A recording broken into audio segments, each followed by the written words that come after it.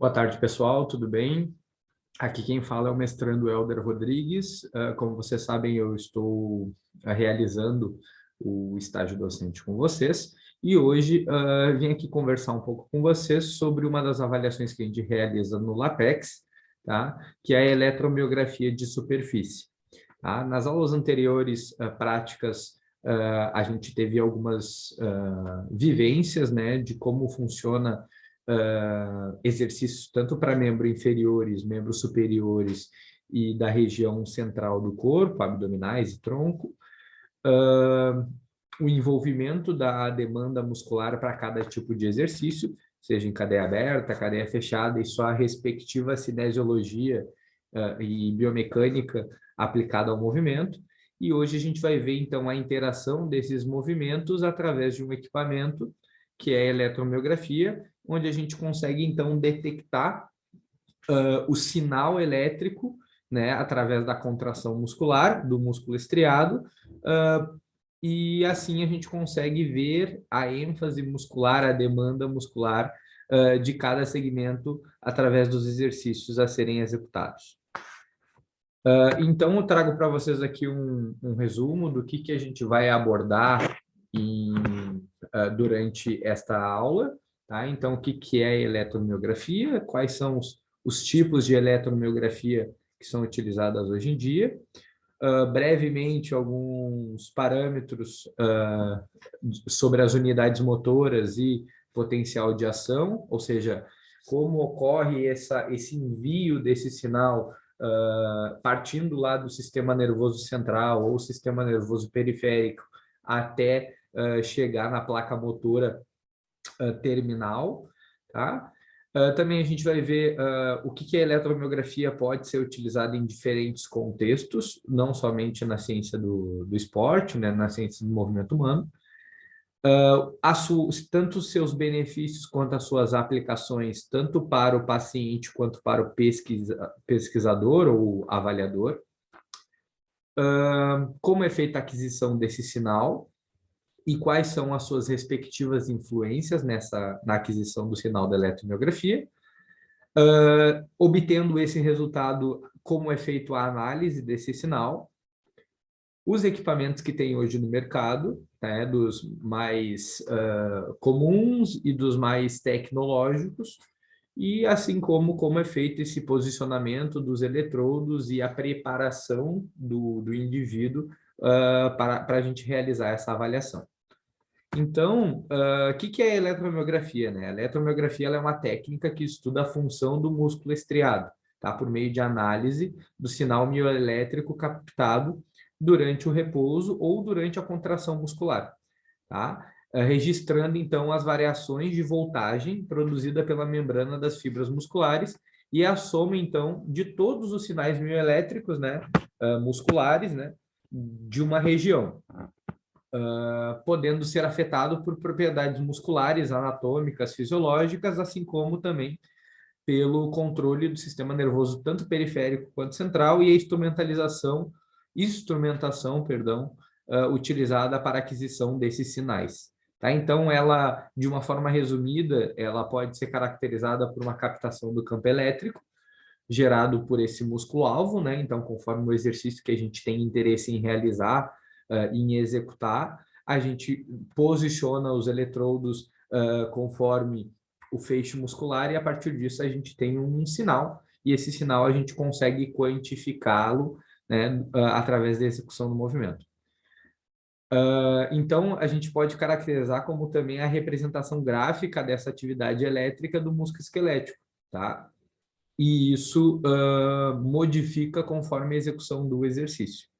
Então, toda aquela história que a gente tem, muda o exercício, se fazer num posicionamento, vou pegar o agachamento, por exemplo, com os pés mais fechados, com os pés mais abertos, com os pés mais na frente, né, com o tronco mais inclinado, menos inclinado, e essas pequenas variações, a gente consegue ver essa demanda muscular através desse equipamento. Então, ela é considerada uma importante técnica, né, não só para análise esportiva, né, ou se não análise dos exercícios, mas também para análise clínica, tá? Pensando na ergonomia de alguns movimentos, em atividades laborais, em pesquisas envolvendo a parte de cirurgia, de doenças neurológicas e outros. É possível, então, captar o somatório desses potenciais de ação, né, tanto em condições estáticas ou dinâmicas, através de eletrodos de superfície, que é o que a gente utiliza hoje no LAPEX. Tá?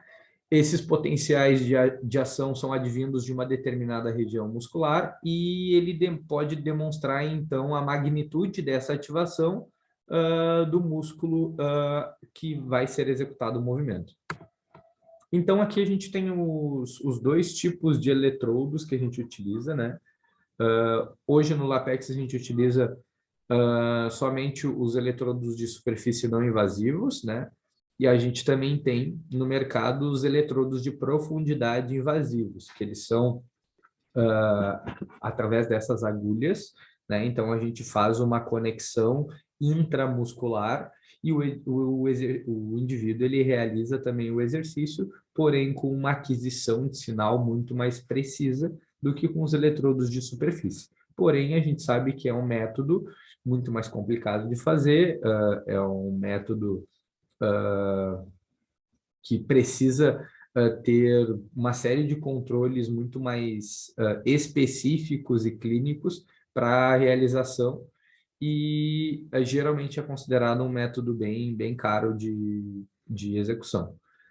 Mas a gente também tem, então, como é que funciona, né, esse início do potencial de ação, né? A gente sabe que tem, então, uma unidade motora, tá? No local, na demanda que a gente vai executar o exercício. A gente tem várias unidades motoras naquela região, tá? Então, aqui eu trouxe para vocês elucidando uma imagem que mostra justamente a simbolização em uma unidade motora, então, no qual ela se constitui como uma unidade funcional do movimento.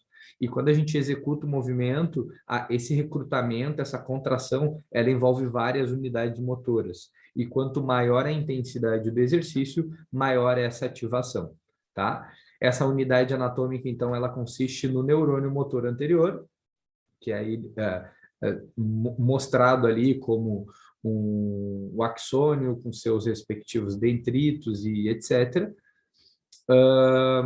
Esse motoneurônio, assim como com as fibras musculares específicas que o inerva, né? Então, a gente tem um motoneurônio alfa, que é esse corpo celular, e aí isso é enviado esse sinal, seja periférico ou central.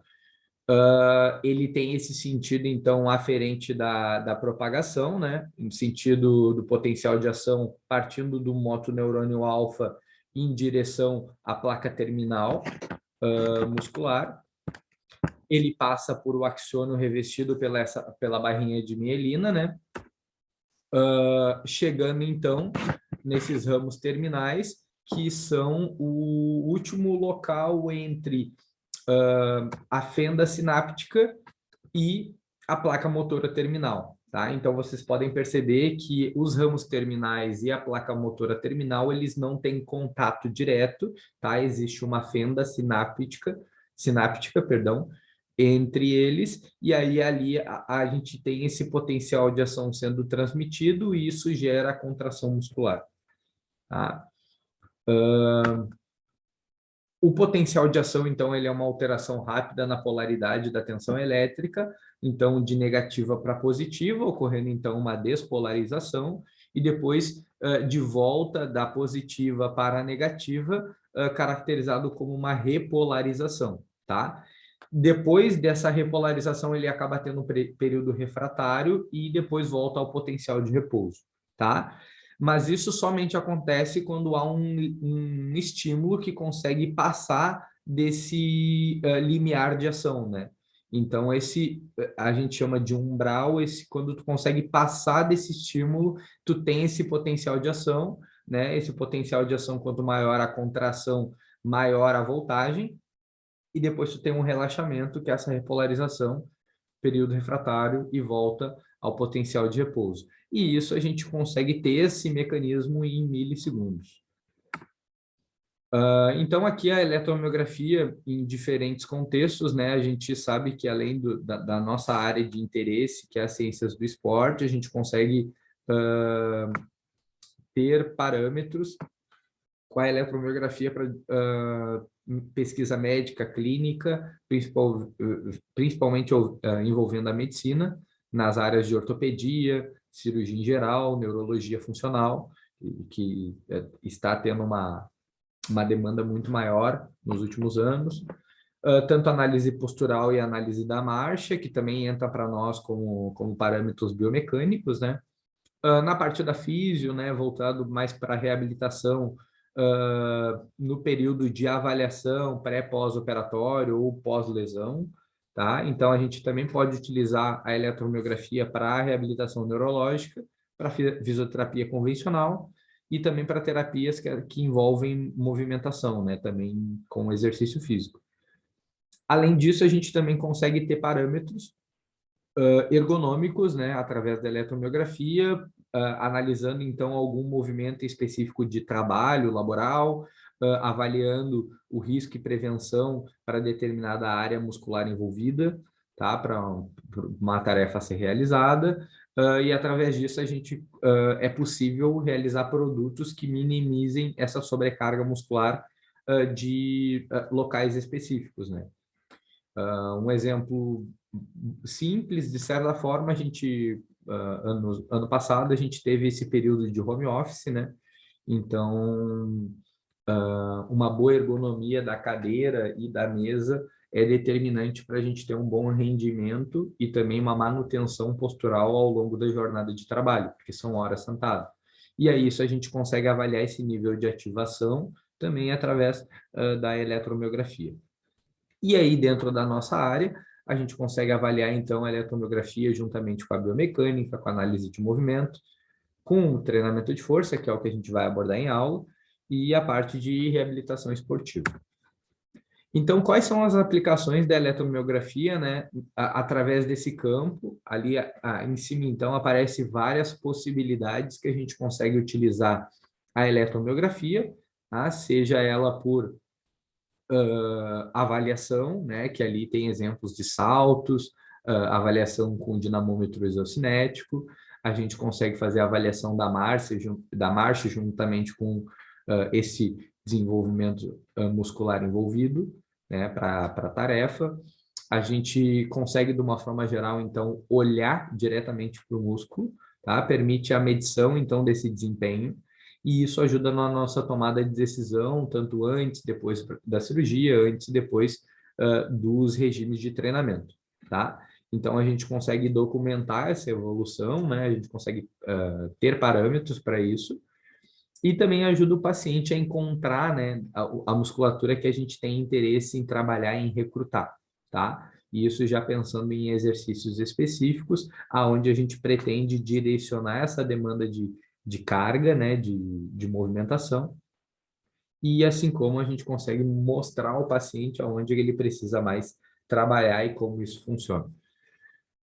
Permite também a análise para melhorar as atividades esportivas, né, o gesto motor do esportivo, e também detecta a resposta muscular em estudos ergonômicos, que é o que eu vinha comentando com vocês anteriormente.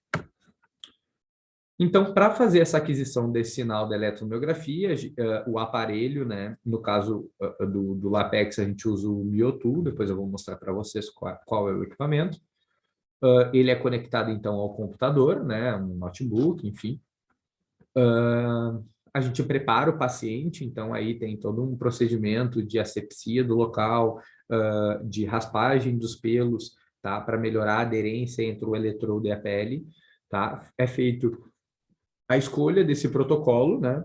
E aí o protocolo pode ser dos mais diversos, pode ser para análise de glúteo, coxa, panturrilha, análise de assoalho pélvico e outros. A gente faz essa coleta do exame, tá? E depois a gente consegue, através do software, no nosso caso ali do Myotex Suite, a gente consegue emitir o relatório e já ofertar essas informações ao paciente e ter dados quantitativos a respeito da demanda muscular. Aqui tem um exemplo, tá, do software da Miotech, que a gente consegue fazer esse janelamento, né, através do tempo, tá? E aí a gente consegue ver, então, valores da contração muscular, tanto em pico, em média, tá? Valores mínimos, valores máximos, desvio padrão e outros, tá? A gente consegue avaliar de forma simultânea diferentes musculaturas para o mesmo movimento, tá? Nesse caso aqui, isso é um print de uma avaliação de assoalho pélvico, tá?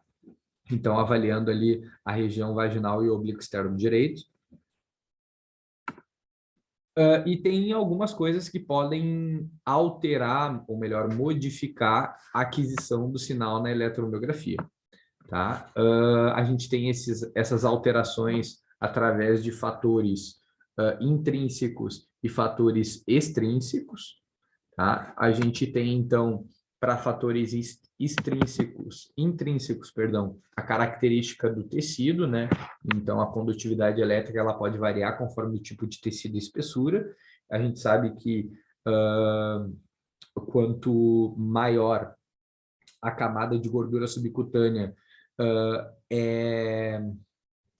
mais difícil é a gente conseguir ter análise desse dado de uma forma precisa, tá? Então, um sinal da eletromiografia ele fica mais claro, mais visual, né, com menor variação, em indivíduos que possuem um baixo percentual de gordura no segmento a ser avaliado, tá? A gente sabe que também pode mudar as características das unidades motores e das fibras do tipo 1, 2 ou tipo X entre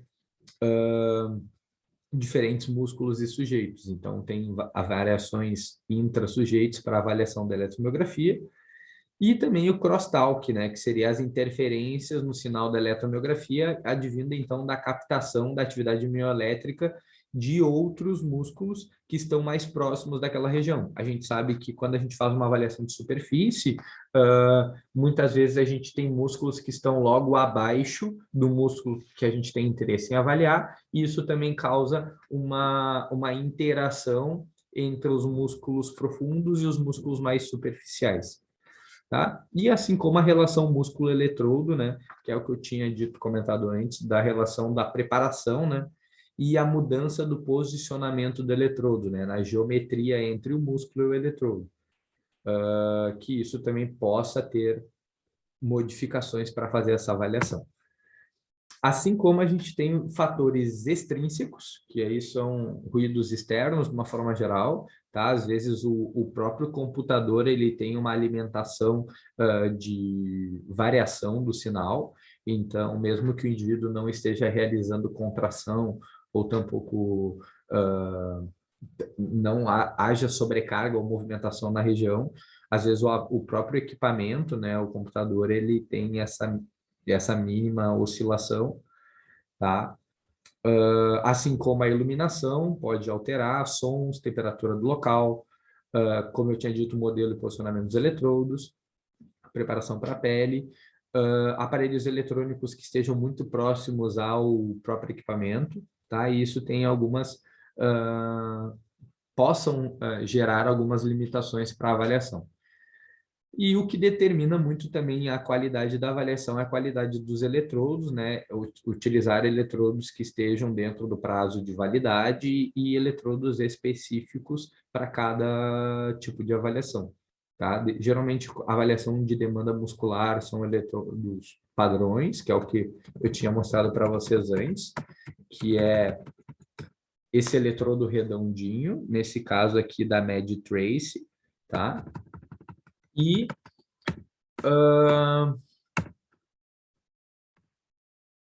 a gente tem hoje no mercado dois tipos de equipamentos wireless, né, que são equipamentos que não é utilizado fios, e equipamentos com fios. Tá? O equipamento com fio, que hoje é o que a gente utiliza no Lapex, que é o New Mio2, né, da marca Miotech, e agora a gente tem também no mercado equipamentos sem fio que faz essa captação desse sinal, tá? Onde não há cabos, entre o aparelho da eletromiografia e os eletrodos que são colocados na musculatura, então possuindo então maior liberdade de movimento para ser avaliado, tá? Aqui o exemplo que eu trouxe para vocês é o da BTS, que se chama Free IMG, né? Então a gente tem para fazer essa avaliação, seja ela com equipamentos com fio ou sem fio, a gente tem o posicionamento dos eletrodos, né? E a preparação do local, que é fundamental para a gente ter qualidade durante a avaliação. E aqui eu trago para vocês quatro exemplos, perdão, três do quadríceps, vasto lateral, reto femoral, vasto medial e bíceps femoral na parte posterior de coxa, tá? Então a gente tem um posicionamento conforme o feixe muscular e a gente sempre buscando analisar e colocar o eletrodo, posicionar ele onde é o ventre muscular. Então, muitas vezes a gente consegue fazer isso através do próprio ultrassom que a gente tem hoje no LAPEX. Então, a gente consegue detectar ali através da imagem aonde que é esse ventre muscular e a região de maior volume muscular, e a partir disso a gente faz a análise exatamente no mesmo local. Tá? Então, aqui a gente tem um exemplo do vasto lateral, né, que é avaliado, é determinado na distância entre a espinha ilíaca e a borda lateral da patela. É medido, então, uma região de 2/3 na região distal, né, então, próximo à articulação do joelho. E é colocado um ponto ali, eu não sei se você consegue visualizar bem, mas é entre os dois pontos azul, onde está destacado com um xizinho amarelo. Tá? Já no reto femoral, a gente tem, então, a região de 50% entre a espinha ilíaca também, mesmo local do quadril, e a borda superior da patela. Para avaliação do vasto medial, a gente tem 2/3 também, assim como no vasto lateral, porém para a região mais medial do corpo, entre a espinha ilíaca e a borda medial da patela. Já o bíceps femoral, a gente pega na região de 50% entre a tuberosidade esquiática e o epicôndilo lateral da tíbia. Vale destacar, então, para além do posicionamento, é fundamental a preparação desse local, né? Então, a orientação desses eletrodos, né, eles estarem posicionados conforme o feixe muscular e a orientação desses feixes, se é fusiforme, se o feixe ele é bipenado e outros. A preparação do local, então, né, fazendo a raspagem desses pelos e também a asepsia com álcool. Isso tudo para potencializar a aderência entre o eletrodo e a pele. É importante destacar para vocês que eu deixei ali a referência para vocês no canto inferior direito da tela, tá? Que é esse site, o CNAM, que é basicamente o local que a gente tem facilitação dos aspectos em relação à eletromiografia. Então, é como se fosse um site que a gente consegue ter uma diretriz aí do posicionamento para cada segmento. Aqui eu trouxe para vocês de avaliações da coxa, mas a gente tem esses parâmetros para glúteo, gastrocnêmio, tronco, bíceps, tríceps, tá? E outras musculaturas envolvidas. Então, para fazer a análise desse sinal da eletromiografia, a gente precisa ter dois parâmetros muito importantes, que é o domínio do tempo, né? Durante a execução do exercício, se a gente vai determinar a avaliação, qual o protocolo, se é 10 repetições máximas, se é 3, 4, 5, né? Como é que é o comportamento desse sinal. Então, a gente, de um primeiro momento, a gente tem o sinal bruto, que é o que aparece para a gente visualmente no notebook ou no computador, e aí depois esse sinal a gente consegue fazer uma filtragem dele, ele passa então a ser filtrado, retificado, depois suavizado, e aí depois a gente tem o RSM, que é o root mean square, e a partir disso a gente consegue ter então a duração da contração em relação ao tempo e o número de contrações que foi realizado. E aí a gente consegue, então, ter a magnitude desse sinal, e quanto maior o tempo, maior o recrutamento dessas unidades motoras, né? Assim como maior a intensidade, maior o recrutamento. Aqui a gente tem, então, o domínio de frequência também, que é fundamental a gente ter. Então, a gente consegue perceber nessas duas figuras, né? A gente consegue ver um sinal contaminado por ruídos externos e um sinal limpo, tá? E a gente percebe que tem realmente diferenças entre um parâmetro e o outro, tá? Pode perceber que eles estão na mesma escala, tá? E na mesma taxa de amostragem. Então, quanto maior velocidade de disparos do sinal, a gente consegue ter esse sinal mais limpo. Aqui eu trago para vocês, para a gente ir finalizando, um exemplo prático que a gente utilizando no LaPex através do Mewtwo, tá? Neste caso aqui, conectando dois canais, avaliando o reto femoral e o vasto lateral, e também o outro ponto que vai lá na patela é o terra, né? Que a gente também utiliza para fazer essa avaliação. Então, a gente tem um parâmetro durante a execução do movimento, neste caso aqui foi 10 repetições máximas, e vocês podem perceber no visor do computador que a gente tem então essa demanda do sinal conforme o indivíduo vai realizando a fase concêntrica no exercício de extensão de joelhos na cadeira extensora. Então, cada vez que ele faz a execução, a gente tem esse pico de sinal, né, tanto para o vasto lateral quanto para o reto femoral, tá? Vocês também terão a possibilidade da gente avaliar através da eletromiografia a demanda muscular para diferentes exercícios em aula, tá?